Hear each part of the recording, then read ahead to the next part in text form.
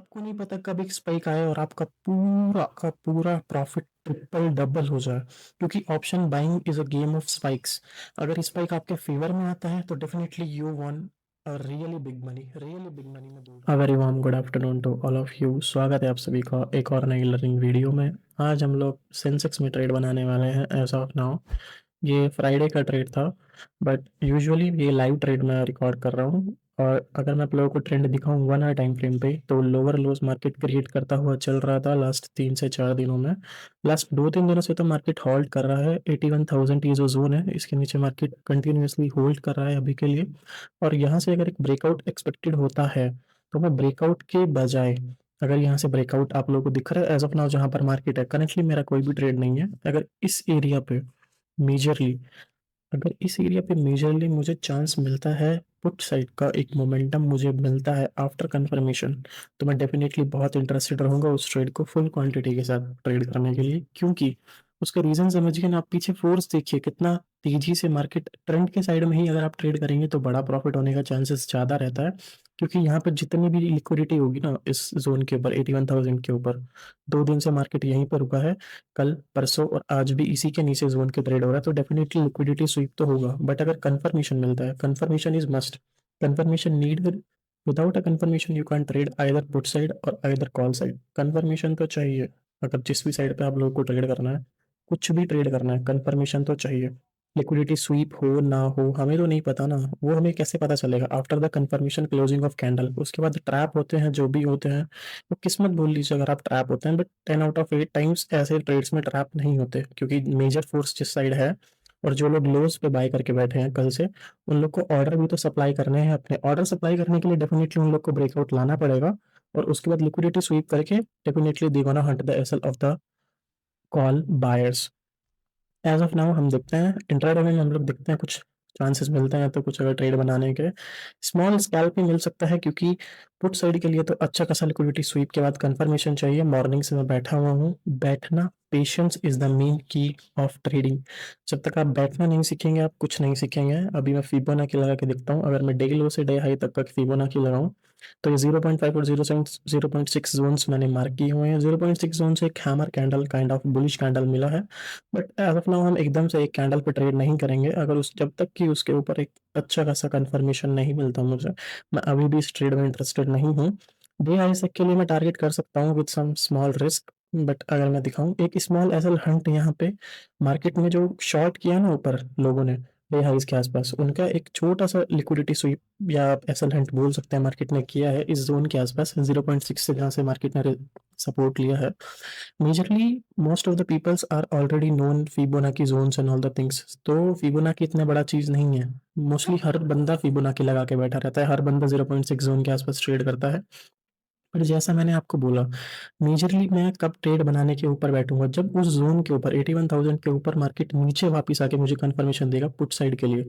Morning से तो अगर आप देख रहे हैं, लोअर हाइज बनाता हुआ मार्केट चल रहा है। ये पहला हाई बनाया, उसके बाद एक लो बनाया, उसके बाद फिर से एक हाई, फिर लो, फिर हाई, फिर लो बना के ये पिछले वाले स्विंग का रिजेक्शन दिया, इन बंदों का एसएल हिट किया।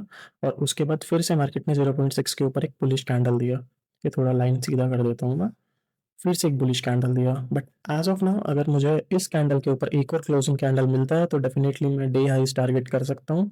डे हाइज के ऊपर मुझे नहीं लगता एकदम से मार्केट जाएगा। थोड़ा 81,000 बड़ा जोन है, राउंड नंबर भी है, तो थोड़ा हार्ड तो करना बनता है मार्केट का। बाकी एज ऑफ नाउ देखते हैं जैसा भी रहता है। एज ऑफ नाउ मेरा कोई भी ट्रेड ओपन नहीं है जीरोधा में। अगर मैं आपको दिखाऊं, करंटली मैं जीरोधा ब्रोकर यूज कर रहा हूँ। इस जोन के ऊपर मुझे ब्रेकआउट मिला, तो definitely I am gonna trade. और उसके बाद अगर मुझे कंफर्मेशन पुट साइड का मिलता है, तो डेफिनेटली मैं फुल क्वांटिटीज के साथ जाने वाला हूँ। क्योंकि trading is a game of probability. People क्या सोचेंगे कि दिस इज अ कंफर्मेशन, जो ऊपर है ना इसके ऊपर ब्रेकआउट आएगा, कि भाई ब्रेकआउट हो गया 81,000 के जोन का, 3 दिन से मार्केट हॉल्ट कर रहा था। बट हम लोग पुट साइड का देखेंगे डायरेक्शन, अगर हम लोग को मूव मिलता है पुट साइड का, क्यों देखेंगे उसका मैं आपको रीजन बता चुका हूँ ऑलरेडी। क्योंकि मोटा पैसा हमेशा ब्रूटेलिटी में बनता है, ना कि उस साइड में जिस साइड में मार्केट आपको दिख रहा है कि इजी मनी देगा। इजी मनी मार्केट कभी नहीं देता है। लेकिन हम लोग कब करेंगे? आफ्टर कंफर्मेशन अगर आपको मैं दिखाऊं, confirmation is must needed. Confirmation नहीं मिलेगा पुट साइड का तो डेफिनेटली ये जहां तक भी जाए रिट्रेसमेंट मेरे को फर्क नहीं पड़ता। कंफर्मेशन चाहिए तो मैं डे लूज, जो प्रीवियस डे लूज है मैं उनको टारगेट करूंगा एज ऑफ नाउ। तो ये छोटा सा स्कैल्प बन सकता है, डे हाइस तक का जा सकता है डेफिनेटली। मेरा टारगेट भी वही है कि डे हाई के ऊपर एक स्पाइक आए और मुझे मिले। एज ऑफ नाउ देखो, अगर ये कैंडल इसके जोन के ऊपर हो जाती है अच्छी खासी क्लोज, तो definitely I am gonna enter in a trade. 1:1 का आरआर मैक्स टू मैक्स रखेंगे और जो आज का डे हाई है वो टारगेट रहेगा। ये प्रीवियस डे हाई तक मैंने रखा है, अगर स्पाइक आती है या जैसा भी उस टाइम पे मोमेंटम रहता है हम लोग देखेंगे। एज ऑफ नाउ मेरा ट्रेड एक्टिवेट हो चुका है, तो definitely I am gonna punch some quantities of Sensex. थोड़ा ओटीएम ही पंच करेंगे 81-200 तक, मार्केट में भी स्पाइक दे तो मैं होल्ड करने के लिए डेफिनेटली रेडी हूँ। तो मैंने कुछ 1000 क्वांटिटीज ऑफ सेंसेक्स पंच किया है, देखते हैं जैसा भी रहता है। अभी के लिए तो कुछ थोड़ा बहुत 700-800 रुपये चल रहा है, एक दो पॉइंट इधर उधर चल रहा है। देखते हैं जैसा भी रहता है, मैं आप लोग को अपडेट करता हूँ।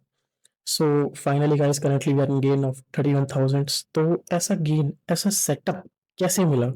Definitely it will take you a lot of times to think that how after that single candle हम लोग एक ही डायरेक्शन में कैसे मूव करते जा रहे हैं। मोस्ट इम्पोर्टेंटली आपको पीएनएल नहीं देखना है इस टाइम पे, क्योंकि आपको नहीं पता कब एक स्पाइक आए और आपका पूरा का पूरा प्रॉफिट ट्रिपल डबल हो जाए। क्योंकि option buying is a game of spikes. अगर स्पाइक आपके फेवर में आता है तो definitely you won really big money, really big money मैं बोल रहा हूँ आप लोग को। और सेंसेक्स में तो स्पेशली मैं अपना खुद का एक्सपीरियंस है आपको बताऊं रहा हूँ लास्ट 4 से 5 साल का। बट जब ये कैंडल मुझे मिला ना सेंसेक्स में, थोड़े टाइम बाद ही अगर मैं आप लोग को दिखाऊं, ये कैंडल मुझे दिखा, शूटिंग स्टार इस कैंडल को बोलते हैं, तो मैंने पूरा क्वांटिटी अपना क्लोज कर दिया समवेयर अराउंड 20 और 22 थाउजेंड के आसपास। ऐसा मैंने क्यों किया तो मैं अगर आप लोग को बताऊं, तो मैं आप लोग को जरा चार्ट पे लेके चलता हूँ। एज ऑफ नाउ 22 थाउजेंड के गेंस मैंने बुक किया है। अगर आप लोग को दिख रहा हो तो बहुत लोग बोलेंगे भाई 22 थाउजेंड ही है, बट भाई मेरा टारगेट ही 1:1 था। वो मैं अगर मोमेंटम मुझे मिलता तो मैं डेफिनेटली एग्जिट नहीं करता जब तक कि मुझे एक शॉर्ट कैंडल नहीं मिलती। आप खुद देखिए ना, इतना बड़ा ट्रेड मैंने होल्ड किया ऑलरेडी, बट इसी कैंडल पे मैंने एग्जिट क्यों किया? आप में से बहुत से लोग जानते होंगे it is a shooting star. और शूटिंग स्टार भी बना कहाँ पे है वो इंपॉर्टेंट है। शूटिंग स्टार बना है लास्ट 3 दिन के हाईज पे। अगर आप लोग चार्ट में जाकर देखें डेली टाइम फ्रेम पे, लास्ट 3 दिन के हाई पे शूटिंग स्टार बना है। तो डेफिनेटली मेरे लिए एक एग्जिट साइन था कि भाई ट्रेड से निकल जाओ। अब इसके बाद कुछ भी हो, मार्केट यहाँ पे होल्ड करे पूरा दिन, कुछ भी करे, I am not in a trade.